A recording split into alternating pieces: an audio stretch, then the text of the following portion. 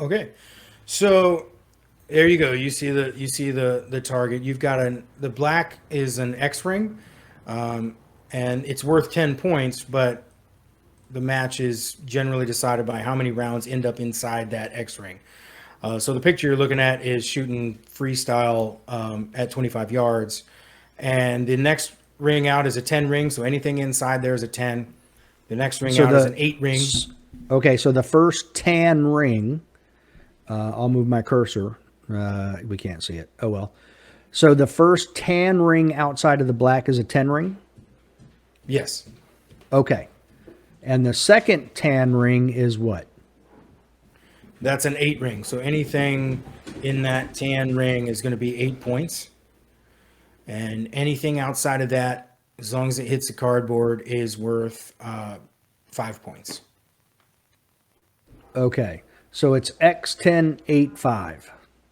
Correct. Yes. Okay. So it's now when I was in the Marines, I don't know how it's changed now, so that's why I'm prefacing it like that. When we qualified with pistol, it was NRA bullseye basically. So it was all scoring rings similar to that, but you had X10, 9, 8, 7. I don't know where it went from there if it did. But how is this different? So what are the different courses of fire for NRA Action pistol? So there are 4 stages in Action Pistol, and each stage has a few commonalities. You're going to shoot at 4 different distances on each stage. And on each stage, you are going to shoot 48 rounds, and only 48 rounds. There's no makeup shots. You there's no you can be out of time. But so the first stage, or there's no particular order, but the first stage is the practical. So the practical is 2 targets spaced. The 2 of the targets you just saw spaced 3 feet apart. There's no buzzer. They start this way, and then they face. And so you're going to shoot at 10 yards, 15 yards, 25 yards, and 50 yards. At 10 yards, you're going to shoot 1 shot on each target in 3 seconds, all from the surrender position. Then you're going to draw and shoot 2 shots on each target in 4 seconds. And then you're going to switch to your weak hand, and shoot 3 rounds on each target in 8 seconds. You move back to 15 yards, and you repeat that process minus the weak hand. There's no weak hand after 10 yards, but you'll repeat that process 1 and 1, 2 and 2, 3 and 3, and 4, 5, and 6 seconds respectively. And you keep doing that until you get back to 50 yards. Most people go prone at least at 25. A lot of people go prone at 15, but almost everyone will start going prone at 25, which really cranks up the disaster factor on the time. So probably the biggest difference between that and other stages, or other disciplines, if you want to call them that, is that there's no reward for speed being faster than the next guy. It's all on a par time. So you have to be fast enough. And there's some generous times, and there's some that are not so generous. 10 yards, drawing 1 round on each target in 3 seconds, but the target's 4 inches, and there's no makeup shot. The PP stains start showing up in Yeah, the you matches. get what you get. Yeah. And then you have the barricade, which you shoot on either side of a barricade, and you do that at 10, 15, 25, and 35 yards. And that's pretty sprite. The 10 yards, you're going to draw and put 6 rounds on each target in 5 seconds. And then you have the mover, which the target starts from your right, moves to your left, and it's exposed. It moves 10 feet per second. It's exposed for 6 seconds, and so you 6 rounds going this way, 6 rounds going that way, and you're going to do that at 10, 15, 20, and 25 yards. And then you have the plate falling plates. So you're going to shoot a plate rack, 2 strings at each yardage at 10, 15, 20, and 25 yards.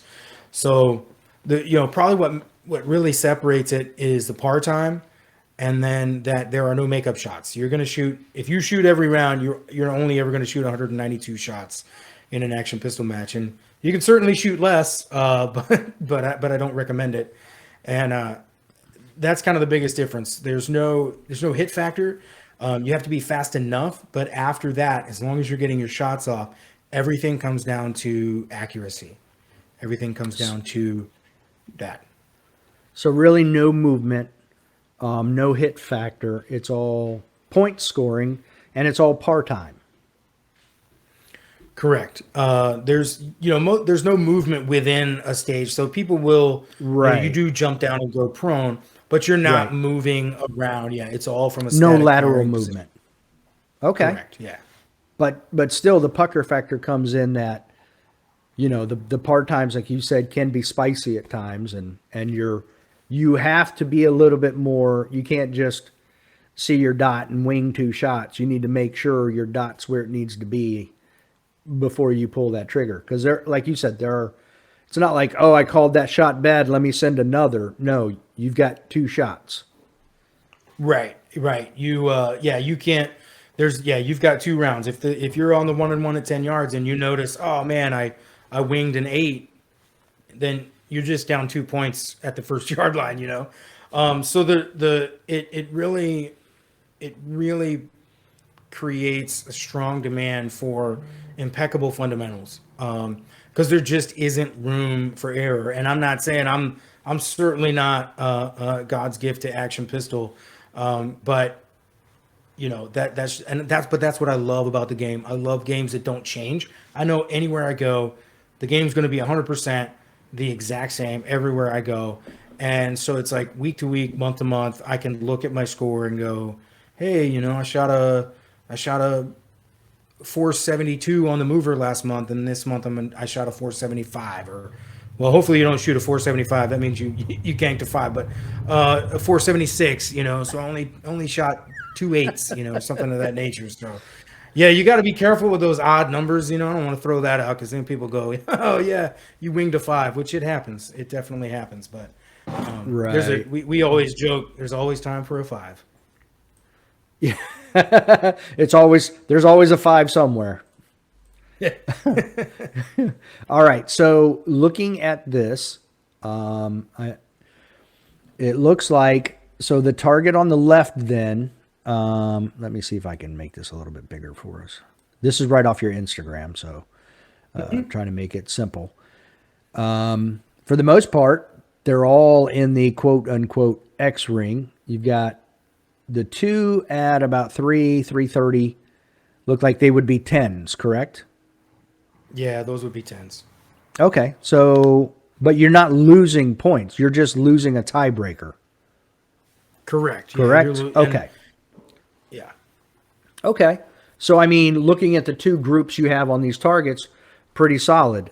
The vast majority, and I do mean the vast majority. I don't know how many shots are on target, but it looks like what, 15 to 20 shots on each target?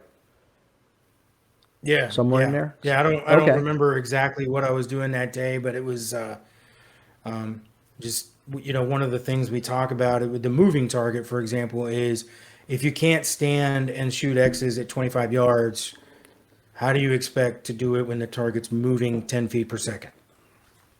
You know what I'm saying? So You're I'll getting ahead, stand but and yeah. yeah, go ahead. Yeah. I'll just, No, yeah. you're good. Yeah. But That's what I'm that getting is, at yeah. here is this is somewhere between 16 and 20 shots, and the most you have outside of the bullseye is 4. So, yeah, good job there. Now, but that's what but that is what I want to talk about next is the movers, because I haven't seen many in the matches that I've shot in USPSA, some more of your practical style shooting, not even in the IDPA.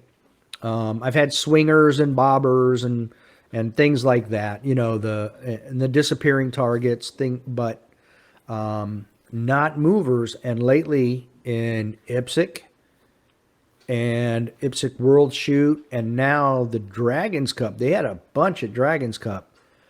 I'm starting to see movers, but still I don't think as fast as what I've seen on the footage from Shooting USA's coverage of the Bianchi Cup.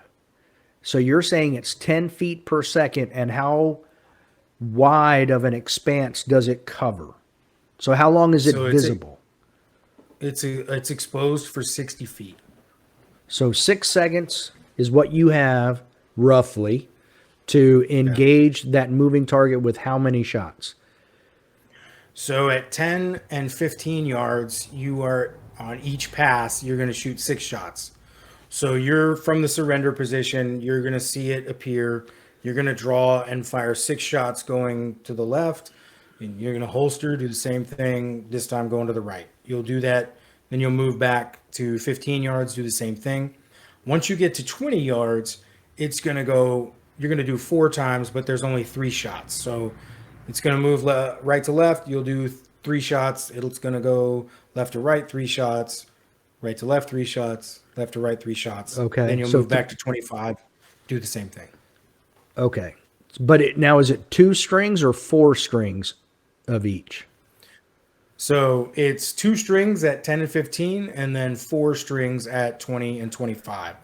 Okay. Between each, you're holstering back to the Right. surrender position. Yeah. Right. With right to left and then left to right being 1 string, there's 4 of those. With left to right and right to left being 1, then Right. it's 2. It's 2. Okay. So you, All right. yeah. So 10 and 15 yards each direction, you're going to shoot 6 rounds. Just one time. Okay. Just one time. So you will shoot 12 rounds at each yardage. It's just Gotcha. once you get to 20 and 25 yards, it's going to be 3 rounds each direction. Okay. For a total of 12 rounds. Correct. Okay. All right. There we go. Now, so is this a visual start? Yes. There's only one stage in Bianchi that uses a buzzer, and that's the plates. Everything else is a visual start. The targets flip. There's no buzzer, and then so that's like the diarrhea factor is hard because just time wise, you just and if you get a skidder that's more than 2 bullet holes wide, it's a 0. So there's dudes you see that damn near split the target in half. But yeah, it's a visual start. So as soon as your hands are in the air, they trigger the mover to start, and then you see it come out from behind cover, and that's your cue to draw and engage the target however you want to do it. Now, is there any way to game it where, like, is there a clicker they use that you can hear it and then so you can begin your movement as soon as they click? Or is it like one of those things you're not going to hear anything until you see that thing? So I would love to say there's no way you can game it, but you can definitely game it. You can usually hear the rail mover fire up, and so there'll be some machine noise. Okay. At some matches, you may be able to peer through, like at Pioneer Gun Club, you can kind of peek through a little slit and see the sticks start off to move. Okay. The thing is, though, you can't draw your gun till the target is visible. So if they start it and you hear cling, cling, cling, cling, and you go to your firearm, that's creeping, and so so you can kind of mentally get ready, but you can't. Yeah, you can't actually draw until you see it. Okay. All right. Well, that does explain that then. So it might give you that mental cue, but the physical cue is once you see paper, then you can go for your gun. Yes. Or at least you can draw your gun out of the holster at that point. Yes. Okay. Now, is that you've shot Bianchi Cup? So is that the most difficult stage of the match? I guess everybody has their thing that comes kind of easy for them, but that is, I would say, is generally regarded as the hardest because it's the least practicable unless you have a very specialized range. Okay. I'm fortunate that my buddies were so hardcore. They built a mover at our club. There's God bless another them. range about 3 hours east of me that has a mover. So that's where kind of your dreams go to die a little bit. You can easily go and just be wearing it out, and then the mover can just hand it to you. But my biggest, my hardest stage is the barricade. It's a real technique driven stage that's not necessarily about shooting well. It's about the grip that you get around the barricade in open, and then watching the dot cycle and whatnot. So everybody's got their stage, but yeah, there's a lot of hopes and dreams go to die on the mover.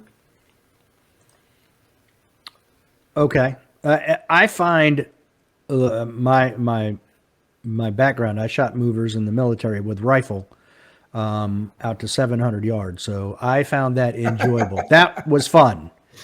So when I see videos of people shooting movers with pistols, I'm like, I want to do it. I want to do it. But I'm going to go ahead and I'll share the screen again so people can, because I want to ask you a few more questions specifically about the gun. So yeah, I've got mine with me too, so I'd be glad to show it off. Oh, you know what? Then let's do that instead. Okay. So go ahead and if you would show it up. Okay. Now it has I don't know the term but the wings on the side. Yeah. That's what you're talking unloaded, about. Yeah, you can point it at me. I'm good. I'm down with it. So yeah, you've got there we go, getting focus. It's good. We can see it. Yeah, there you go. Okay. So the wings on the side. Go ahead. Nope, you go for it. Okay. So the wings on the mover, the wings on your shroud. This giant metal thing is called a shroud. So on the barricade, you're going to draw, and when you're shooting open, when you shoot on the left side of the barricade, this wing is going to pin against the barricade, and you'll wrap your fingers over the shroud around the angle iron, and then against this other wing, and so you are just pressing it into the barricade so that it's not moving as much as you can. When you shoot on the right side of the barricade, generally if you're shooting open, you're going to draw and switch hands and pin this side against the barricade, and same thing, you're going to shoot with your weak hand though, so that you can get that better grip around the barricade. Okay. And I'm going to share a picture of you real quick, just so that people can see what exactly you're talking about, of you pinning the gun. Actually, here, so you can, I'll move it up that way. So there you are pinning the gun to the wall. So you're bracing it in order to provide a more stable platform in order to get a more accurate shot, correct? Correct. So the dot generally is going to track in a circle, and every time it comes back, that's when it's time to shoot. So the better leverage you can get on that barricade, the less recoil is going to screw around with your dot. Well, that's interesting. So you're saying in recoil, it causes the dot to go in a circle? Yeah, the movement will be, if you're really pinned really well, it'll go boom, boom, boom, boom. And so every time it'll just settle right back. If you don't have great leverage on the barricade, which, like I said, barricade's my hardest event. Who knows what the hell the dot's going to do? So, but yeah, in a kind of like me shooting USPSA. In a perfect situation, that dot's going to just make a little circle and come right back if you've got the right leverage. Yeah. That's interesting. If you see the picture over there above the rifle, that's me shooting M14 with the Marine Corps rifle team, and at 200 yards, there was a 60-second rapid fire stage. Oh my gosh. And if your position is correct, like you have good body alignment, like you have a 2-minute prep period to get your position all set up. If you've got all that good, then when again, it's like action pistol. You couldn't go until your target appeared. Or any target on the yard line. Once you see them start to arise, you can drop down, get in position, and you're ready to go because your gun's already loaded. You're ready. But the thing is, if your position is solid, when you shoot, every time you fire, your sights will rise up. They'll come down. They'll bounce a little bit and settle exactly where you should be, and you just it's just one after the next after the next. So it's very interesting that basically your sights in a very good position will do basically the same thing. Just come right back around, be right there, and you're ready to go. Yeah. Yeah. And what is the time constraint, the par time on that one? So at 10 yards, you have 5 seconds to draw and shoot 6 rounds on each target. So you'll draw 6 rounds on one side, holster, they flip again, 6 rounds on the other side. And then when you go back to 15, it's now 6 seconds. When you go to 25, it's now 7. When you go to 35, it's now 8. Okay. And same amount of shots at each yard line? No change? 6 on each side of the barricade, yes. Yep. Okay. And so with me, as I'm moving back, the dot that I use will go from 8 MOA down to 2.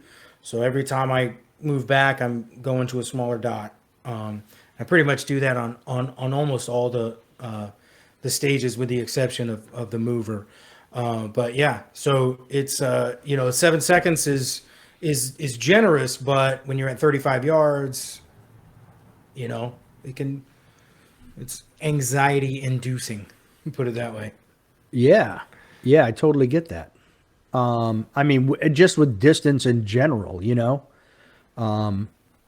at Carry Optics Nationals in 2020, I believe it was, there was a 42-yard target. It was out in the open, but people were still like, oh, okay.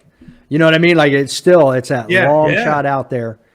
So yeah, I get it. Now, So here's my question then. So you can adjust your dot size on the fly at 10 yards.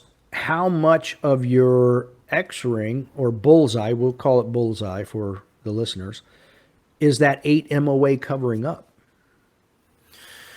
So I'm not perfect on the math, but at 10 yards, it's only covering up an inch or so of the dot. So you're still seeing a bunch of the bull. Yeah, you're still seeing a bunch of the bullseye. Okay. I've messed around with things like using the 6 MOA dot at 50 yards, and instead of putting the dot in the middle of the ring, I'm using the outer black edge, but that didn't work very well. I have an astigmatism, so who knows what the hell I'm actually seeing at that distance when the dot's that big. But so it's not occluding a huge amount. But then as I back up, I keep dialing it down so that by 50 yards, I'm at a 2 MOA dot. Now, that's interesting. You were saying about the 6 MOA. It's very hard under time, especially with that pucker factor, to perfectly align a circle within a circle. You know what I mean? That's hard to do. Now but I'm curious, because again, I come from a bullseye background. You have your bullseye. We would take the front sight post and put it right at the bottom of the bullseye. So you know exactly where that circle matched up with that flat top. Now, have you ever tried 2 circles together to make that like figure 8? No, I've never done that. The trying to align a circle within a circle lasted about 20 minutes at the range before I realized that was just not going to happen. And Right. when I shoot metallic, which iron sight, which I did for a little while, I would do that. I would make sure that the irons lined up right at the bottom, so that they would hit about 2 inches high. With this dot, I don't have to do that. this is the reason I shoot this dot is this is one of the best parts of it. This little dial on the front uh, will adjust for my bullet drop. So Oh, when it's on Josh, zero, Josh, is that like a, so for rifles, you can get a BDC scope. You can get, you know what I mean? Like a bullet drop compensator, elevation knob. So it matches your ballistics for the bullet you're shooting out of your gun. Is that basically doing the same thing?